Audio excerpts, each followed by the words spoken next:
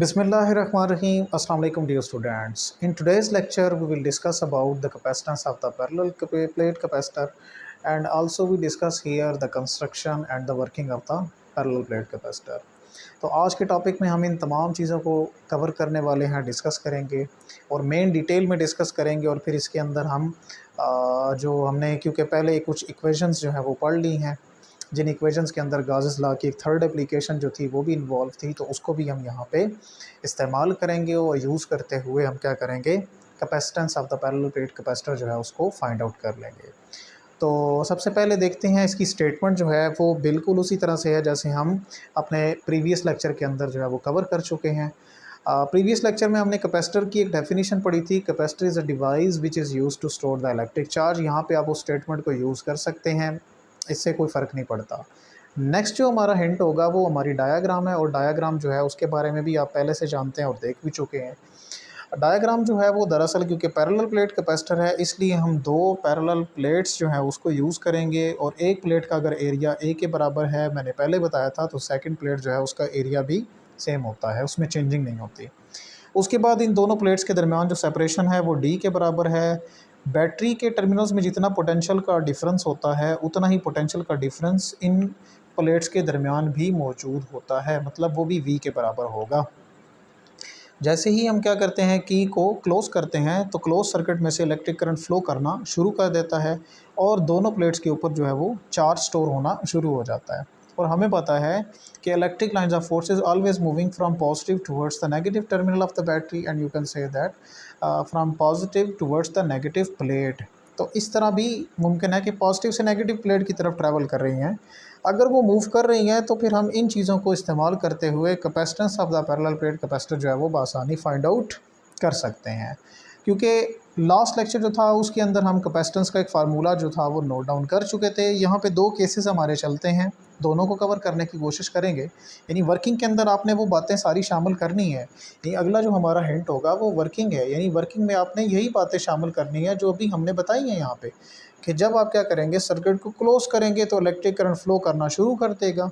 और हमें पता है कि electric lines of forces always moving from positive towards the negative plate, so these lines are constructed hair.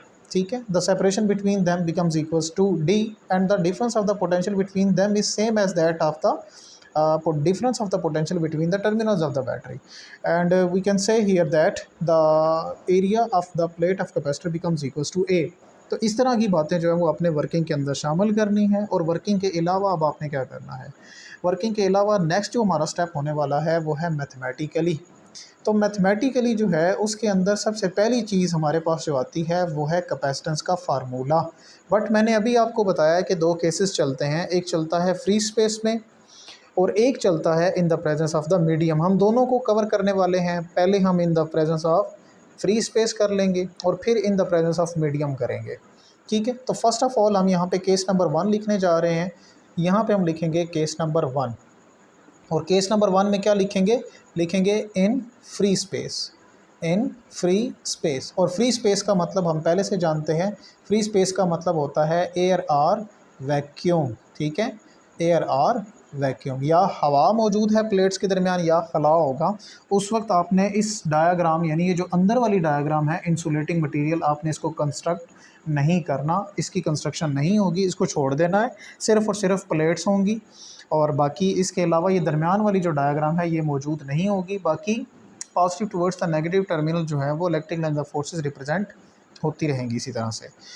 Case number 1 में क्योंकि हमें सबसे पहले पता है, हम लिखेंगे as we know that, as we know that, जैसा कि एक बात का हमें इल्म है, और वो क्या है, कैपेसिटेंस जो थी उसका फार्मूला था C is equals to Q divided by V। अब क्योंकि ये फ्री स्पेस में हो रहा है तो इसलिए हम इसके साथ छोटा सा लिखेंगे फ्री, यानी capacitance in free space becomes equals to Q divided by V। अब इसको रखेंगे इक्वेशन नंबर 1, लेकिन इससे आगे हमने Q और इस V इन दोनों की वैल्यूज़ को यहाँ पे पुट करना है। Q की वैल्यू कैसे फाइंड आउट करेंगे, ये बहुत आसान है क्योंकि ये हम पहले से मालूम कर चुके होते हैं। और वो कैसे, हमें पता है सरफेस चार्ज डेंसिटी का फार्मूला होता है चार्ज पर यूनिट एरिया। अगर एरिया इधर डिवाइड उधर जाएगा तो मल्टीप्लाई, तो surface charge density multiplied by area becomes equals to Q। तो मेरे पास Q का तो आंसर आ चुका है। बट अभी v मेरे पास रहता है। मैं दोनों वैल्यूज़ को निकालने के बाद इक्वेशन नंबर 1 को यहाँ पे लिखूँगा, रिप्रेजेंट करूँगा। v कैसे फाइंड आउट करेंगे? v की वैल्यू को फाइंड आउट करने के लिए यहाँ पे मैं एक इक्वेशन का इस्तेमाल करने जा रहा हूँ, और वो कौन सी इक्वेशन है? हम यहाँ पे लिखेंगे according to the potential gradient equation. ठीक है, according to the potential gradient equation. Potential gradient equation के मुताबिक, अब ग्रेडियंट इक्वेशन हमें मालूम है वो बराबर होती है delta v is equals to minus E delta R. Last time भी हमने एक बात डिस्कस की थी, और वो क्या थी? वो ये थी कि नेगेटिव साइन सिर्फ और सिर्फ आता है कि अगर हम opposite to the direction of electric field intensity चलें तो तब नेगेटिव आता है। बट यहाँ पे हम अपोजिट टू द डायरेक्शन नहीं चल रहे होते, in the direction of electric field intensity move करते हैं। जब हम इन द डायरेक्शन मूव करते हैं तो उस वक्त नेगेटिव यहाँ पे मौजूद नहीं होता, ख़त्म हो जाता है, रिमूव कर दिया जाता है। सेम हेयर, डेल्टा वी का मतलब होता है difference of the potential between the plates. हमें पता है प्लेट्स के दरमियान जो पोटेंशियल है वो वी के बराबर है। डेल्टा आर का मतलब है सेपरेशन बिटवीन द प्लेट्स, और वो डी के बराबर है। Putting all these values in the above equation therefore, तो वो बनेगा v becomes equals to e multiplied by d। और मुझे क्योंकि v की वैल्यू ही फाइंड आउट करनी थी तो e और d आ चुकी है, लेकिन यहाँ तक भी इसको कवर नहीं करना। उसकी क्या रीज़न है? उसकी रीज़न मेन ये है कि हमारे पास e जो है वो हम पहले से जानते होते हैं, और वो कैसे पता होता है? वो हमें पता होता है गाउस लॉ की थर्ड एप्लीकेशन के मुताबिक। अगर किसी ने भी वो लेक्चर अटेंड नहीं किया तो आप वो लेक्चर पहले अटेंड कर लें, देख लें कि ई की वैल्यू जो है उसको कैसे फाइंड आउट किया जाता है। जब आपको वो पता चल जाएगा तो उसके बाद आप जो है वो यहाँ पे वैल्यूज़ पुट करने के काबिल होंगे। ठीक, तो अब हम क्या करेंगे, मैं डायरेक्ट यहाँ पे लिखूँगा according to the third application of Gauss law. तो गाउस लॉ की थर्ड एप्लीकेशन के मुताबिक इलेक्ट्रिक फील्ड इंटेंसिटी की जो वैल्यू होती है वो बराबर होती है sigma divided by epsilon zero. ये जो sigma divided by epsilon zero आ चुका है, ये दरअसल क्या होती है? Electric field intensity between two oppositely charge parallel plates, ये उनके दरमियान उनकी वैल्यू होती है। तो इस कीमत को अगर हम यहाँ पे दर्ज कर दें, ये वैल्यू क्या बनेगी? v becomes equals to sigma over epsilon zero multiplied by d।